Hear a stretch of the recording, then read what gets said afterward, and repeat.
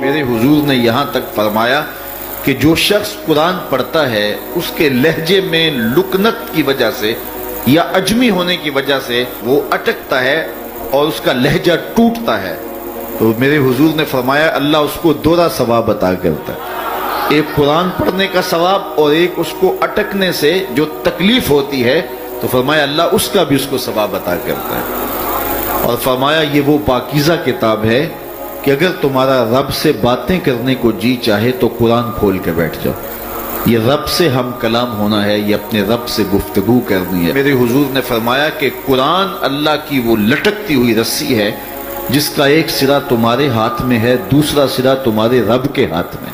تو خوش نصیب ہیں وہ لوگ جو اس کتاب کے ساتھ جڑ جاتے ہیں اور وہ دھرتی، وہ مقام، وہ جگہیں فیروز بخت ہیں کہ جہاں قرآن مجید کی تلاوت ہوتی ہے۔ گھروں کو قبرستان نہ بناؤ، گھروں میں نوافل ادا کرو اور قرآن مجید کی تلاوت سے اپنے گھروں کو آباد کرو۔ اگر گھر میں روزانہ کی بنیاد پہ قرآن مجید کی تلاوت کا معمول بن جائے تو پھر کوئی جن، کوئی بھوت، کوئی آسیب اور کوئی بدرو آپ کو تنگ نہیں کر سکتی۔ جہاں قرآن کی تلاوت تسلسل کے ساتھ ہوتی ہوگی وہاں جن نہیں ہوگا، وہاں ٹونے نہیں ہوں گے، وہاں جادو نہیں ہوگا، وہاں سایہ نہیں ہوگا، وہاں رحمت الہی کا سائبان تان دیا جائے گا۔ جہاں قرآن پڑھا جائے وہاں نزول باران ہوتا ہے، رحمتوں کی برسات ہوتی ہے۔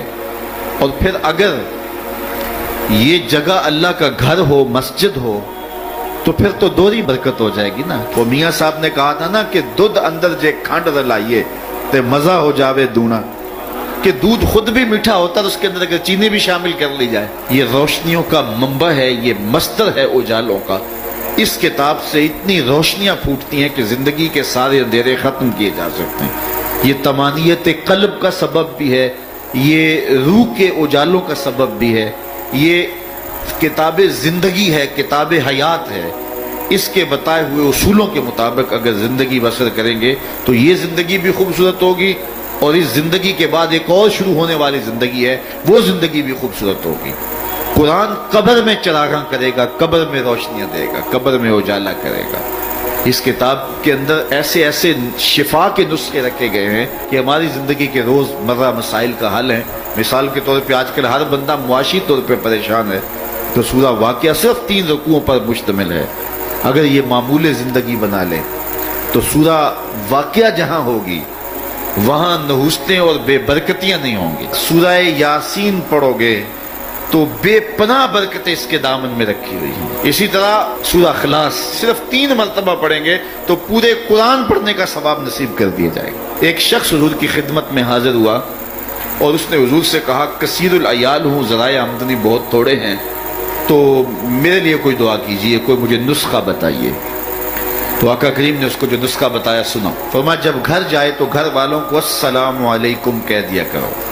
یہ کتنا سوکھا نسخہ ہے اور کتنا اچھا وظیفہ ہے، گھر والے بھی خوش، اللہ رسول بھی خوش۔ اس کے بعد 1 مرتبہ سورہ اخلاص پڑھ لیا کرو۔ غربت توڑ نسخہ، جب بھی گھر جاؤ السلام علیکم، اس کے بعد 1 مرتبہ سورہ اخلاص۔